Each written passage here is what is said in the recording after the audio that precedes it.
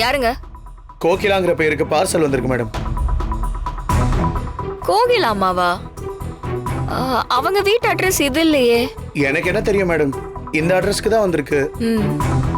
கோகிலா அம்மாக்கா இன்னைக்கு காலையில தான் ஊர்ல இருந்து வந்தாங்க. அவங்கள கூப்பிடுங்க, பார்சலை கொடுத்துட்டு நான் கிளம்பணும். காலையில தான் வந்தாங்க, அசந்து தூங்குவாங்க. கொடுங்க, நானே வாங்கிக்கிறேன். இதுல சைன் பண்ணுங்க மேடம்.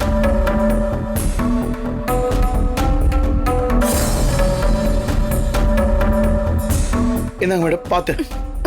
என்னப்பா இந்த கணக்குது? உள்ள என்ன இருக்கு? எனக்கு என்ன மேடம் தெரியும், பிரிச்சு பாருங்க. நான் கிளம்புறேன் மேடம்.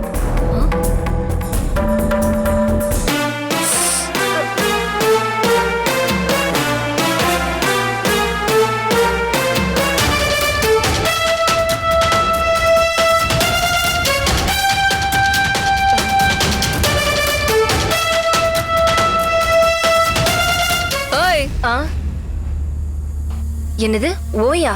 வர வர மரியாதை குறையுது. என்ன கனகா?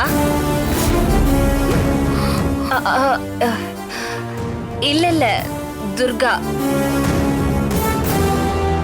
பார்சல் கோகிலா அம்மா பேருக்கு வந்தது, நான் கையெழுத்து போட்டு வாங்கினது எல்லாத்தையும் மறைஞ்சு நின்னு பாத்துட்டு தானே இருந்த. என்ன ஏதுன்னு கேட்காம நீ பாட்டுக்கு போற. கோகிலா அம்மாக்கு பார்சல் வந்தா கொண்டு போய் கொடு, அத பத்தி நான் எதுக்கு கேட்கணும்? ஏய், நீங்கெல்லாம் ஒரே கூட்டணி தானே. யோசிக்கவே விடாம தொடர்ந்து என்ன அட்டாக் பண்ணணும். எப்படியாவது சின்னையா மூலியமா என்ன மென்டல் ஹாஸ்பிட்டலுக்கு அனுப்புறதுக்காக தானே கோகிலாவை கோயம்புத்தூர்ல இருந்து வர வச்சிருக்கீங்க.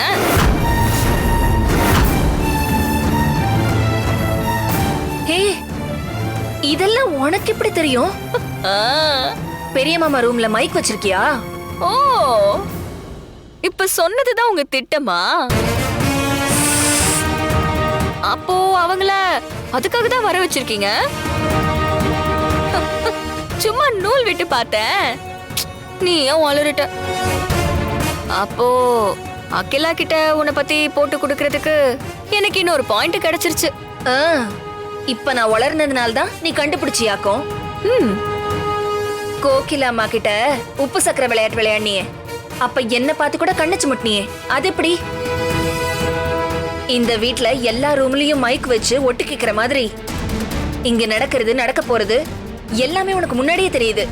அதெல்லாம் உனக்கு எப்படி தெரியுதுன்னா எனக்கு தெரிய மாட்டேங்குது. அகிலா கிட்ட என்ன போட்டு கொடுத்து உனக்கு என்ன ஆக போகுது? நான் உன்னை காட்டிலாம் கொடுக்க மாட்டேன். ஏன்னா என்னோட விளையாட்டு பொம்மையே நீதானே.